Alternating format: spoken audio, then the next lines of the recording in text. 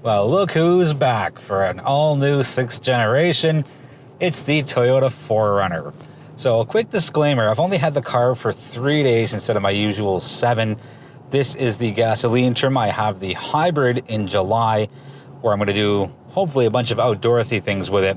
So this will be more of a first look, first drive of the 2025 Toyota 4Runner. I know there's a lot of different trims. There's a ton of coverage out there already. So this is kind of like your precursor to it, with a lot more to come for the hybrid trim. I will still go through as much as I can to get you up to speed on the 4Runner. So with that, let's start off with some baseline numbers. All gasoline trims get a 2.4-liter turbocharged 4-cylinder engine, 278 horsepower, 317 pound-feet of torque, all through an 8-speed automatic. As a comparison, the hybrid gets a 2.4-liter turbocharged 4-cylinder as well, but it's their iForce Max. On the fuel consumption side, we are at 11.1 combined for the gasoline model, and it's a 72-liter fuel tank, same as the hybrid. So here we can go a touch under 650 kilometers on a full tank, again, based off those figures. And the last set of figures I'll give you before we jump into the perks, quirks, and irks will be cargo and towing. So with the rear seats down in the 4Runner, we have 2,554 liters of cargo space. And with those rear seats up, it's 1,371. Now, the asterisk is this does have a third row, it being the top trim limited.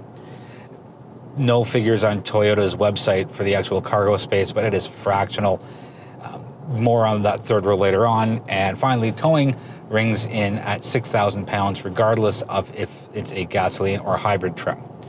Right, so let's jump into the perks. There is a lot of little nooks and crannies for storage space up front in the doors. In the center console, there's a little shelf in front of your front passenger, a bunch of little spots in the second row as well. So good job on making this extra functional. Next up is that thankfully Toyota has carried on their tradition of having that rear glass being able to be lowered all the way into the tailgate. It's such a cool thing. And if that ever went away, I think there would be a mild to medium revolt. The rear windows go all the way down. So that's 5 out of 5 windows here that go all the way down. I don't really count the sunroof, but it's the small little things that make a big difference. Another perk here is the boost in power, and a big criticism of the 5th gen 4Runner was that it was underpowered despite having a massive engine. So I think Toyota had to do something, and they are going big on their 4-cylinder turbocharged engines, whether it's the one that comes out of the box or the iForce Max. I briefly touched on this on the numbers side. I'll touch on it again. Thank you, Toyota, for not throwing a CVT in the hybrid powertrain. And I know CVTs are generally fuel efficient, but sometimes you just got to go with a geared transmission, and the 4Runner is an excellent choice to do that with. There are so many physical controls here, and they are big, and they have grips on them, whether it's the volume knob, your temperature dials, the HVAC/climate controls, are nice textured buttons. Sure, there's a huge optional 14-inch infotainment screen, but it doesn't do more than it has to. It does the basic things, like you have your maps and your settings and your driving monitors and your Bluetooth and your audio, but thankfully, there's no silliness with throwing in climate controls into that infotainment screen. These are all telltale signs of the 4Runner from the last gen. Next up is that the second row space is pretty good. I can fit behind myself. I have ample leg space, ample head space. Now, there's only 2 USB ports back there. There's no climate controls. I would have liked to have seen that. I'm not going to call it an irk. I'm not going to call it a quirk. I think you're kind of creeping into luxury territory by adding that, but it's just something that me, myself, and I would have liked to have seen, but doesn't really matter that it's not here. Toyota has given us options aplenty here with the 2025 4Runner. You can get 4 different gasoline models or 5 different hybrid models. So I thought initially just in the very beginnings of hearing that there was going to be a new 4Runner, I thought they may have gone hybrid only. I see the value in a gasoline engine, and kind of going off track, but I'll come back on track in a sec. Just thinking of that Toyota Camry that is hybrid only. It's a little odd, slightly odd, that it's offered in gas at all, seeing as Toyota is pushing the hybrid / plug-in hybrid so heavily. I don't think this would have been the right generation to do it. I think maybe the 7th gen, whenever that is. It took 15 years to go from gens 5 to 6, so we'll see how long it takes to go from 6 to 7.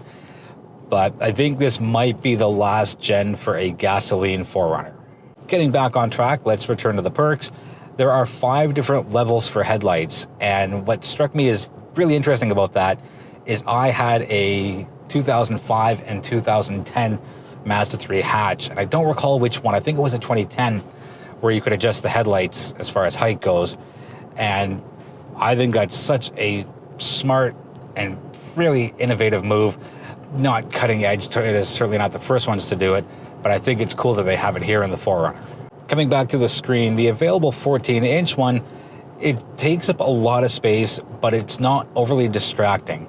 And it's really hard to find a balance with that. Like, you think of the Mercedes massive screen, you think of the new Lincoln one, I think it's in the Aviator, but it's just so overwhelming. But here it's just dead center, right in the middle, not portrait based like we have in Volvos and in Subarus. So I would spring for that. Another perk is that it's only a single panel sunroof that's offered instead of panoramic. And the big benefit about that is that you can throw up a tent on the roof and do your camping and your outdoorsy stuff without worrying about breaking a big panoramic glass sunroof. What I do is kayaking, and a single panel sunroof makes a world of difference if you're using foam blocks. This has the power running boards, and thankfully Toyota has put a big switch just to the left of the steering wheel where you can shut it off. I find it gets in the way. I don't like them. I understand some people may take this off-road, and again, the value here is you can just collapse them if you've got to get out of the 4Runner for whatever reason. For a day-to-day basis, I find them really intrusive. It just creates an unnecessary step. And the last perk will be on how well this drives. Significantly better than the last generation, but I've been running around the city, a little bit of highway driving for the few days I've had it. It is smooth, it is quiet, it is powerful. You really notice that boost in torque here compared to the previous generation. And it's responsive. It's still body on frame, and you're going to get that body on frame feel regardless of where you drive or how you drive. But I will say that I am thoroughly impressed in just how smooth the drive has been. And with a higher number of gears, sometimes it can get a little muddy from gears 1, 2, 2, 3, 3, 4. But here it's just been so smooth for the duration of the drive, and you can hear it. So when you need the power, it's there, but when you don't, you just do your thing and it responds so nicely. There are a ton of different drive modes: custom, sport, S plus, sport S, normal, comfort, and eco.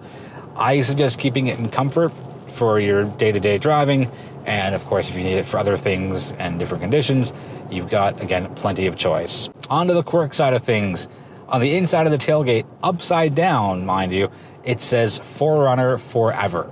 And I had a bit of a tough time getting the footage for it. And nobody really sees it because you only see it when the tailgate is up, again, and it's upside down. Next up is that there are 2 positions to prop the hood open. And the Quirk part 1 is that there are 2 different settings for it. And the other part of the Quirk is that it's not really that much of a difference.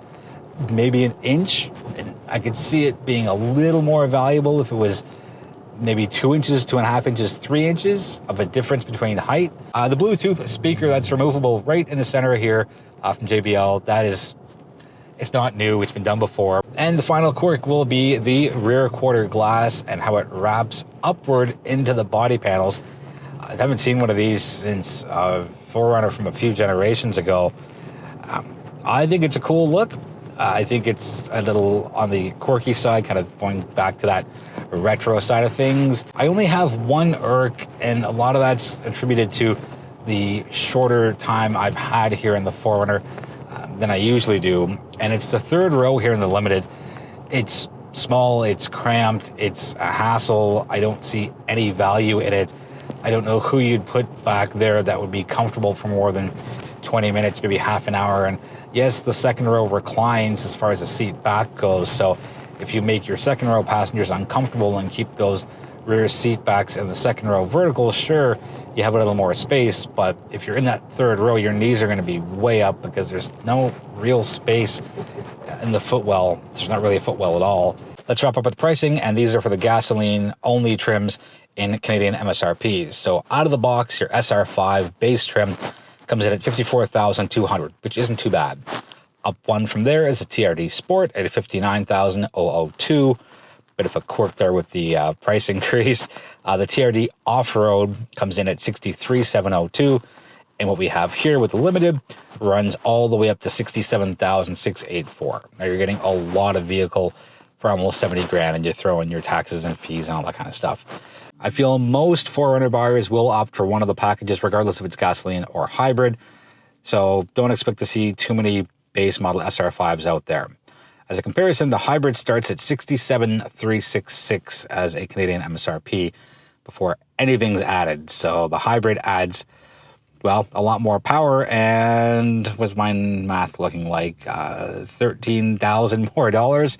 But Toyota wouldn't have put this out if there wasn't going to be a massive market for it. That's going to wrap it up for the 2025 Toyota 4Runner abbreviated-ish review.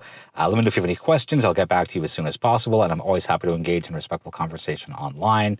Join the social media platforms that we're on. We are on all of the major ones. Without you, there is no modern motoring, so I thank you, I appreciate you, and I look forward to seeing you in the next video.